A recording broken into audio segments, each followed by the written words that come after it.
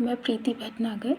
आज मैं आपको बताऊंगी कि आखिर यूजीसी नेट पेपर 1 की तैयारी आपको कैसे करनी है। सबसे पहले तो अगर आप यूजीसी नेट पेपर 1 की तैयारी कर रहे हैं तो आपको तैयारी इंग्लिश में करनी है, ना कि हिंदी में। क्योंकि जब आप क्वेश्चन सॉल्व करेंगे तो आपको समझ में आएगा कि जो पेपर है उसमें हिंदी में तो शब्द चेंज हो जाते हैं लेकिन इंग्लिश में शब्द चेंज नहीं होते हैं। तो आप पेपर 1 की तैयारी इंग्लिश में करिए, ना कि हिंदी में। केवीएस मदान की बुक आप पेपर 1 के लिए ले लीजिए। हिंदी मीडियम के बच्चे हिंदी में ही लीजिए, इंग्लिश मीडियम के बच्चे तो इंग्लिश में लेंगे ही। बट हिंदी मीडियम वाले बच्चे जब आप हर एक टॉपिक जब हर एक यूनिट में पढ़ेंगे तो उसके नाम आप इंग्लिश में देख लेंगे। क्योंकि आप कॉन्सेप्ट जो मैटर है वो तो हिंदी में पढ़िए, लेकिन जो नाम है वो आप इंग्लिश में पढ़िए। ऐसा क्यों? क्योंकि इससे आपको कन्फ्यूज़न नहीं होगी और आपकी तैयारी अच्छी होगी। और ध्यान देने वाली ये बात है कि एक यूनिट है उसमें लॉजिकल रीजनिंग एक ऐसा यूनिट है जो हमें कहीं भी हमारे स्कूल टाइम में, हमारे कॉलेज टाइम में हमें नहीं पढ़ाया गया है। तो लॉजिकल रीजनिंग के लिए आप यूट्यूब पे भरत कुमार सर की वीडियोस देख सकते हैं। उनके यूट्यूब पे पर्याप्त मात्रा में आपको वीडियो मिल जाएंगे जिससे आपका लॉजिकल रीजनिंग और 10 नंबर पक्के हो जाएंगे। तीसरा आपको क्या करना है कि आप जब पेपर 1 की तैयारी कर रहे हैं तो आपको PYQ लगाना बहुत ज़्यादा इम्पॉर्टेंट है।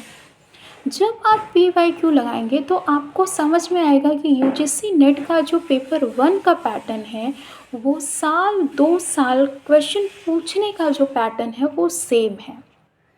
तो आप जब पिछले अभी अगर आप एग्ज़ाम दिसंबर में देने वाले हैं या फिर जून में देने वाले हैं तो पिछले 3-4 साल के जब आप पेपर लगाएंगे तो आपको समझ में आएगा कि 1 साल 2 साल जो पैटर्न है वो सेम है।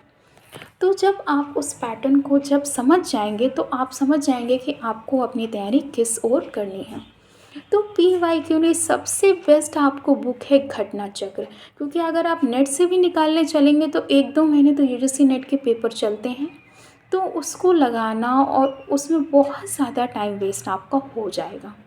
तो इससे बेटर है कि आप घटना चक्र बुक ले लीजिए और उससे अपनी तैयारी करिए।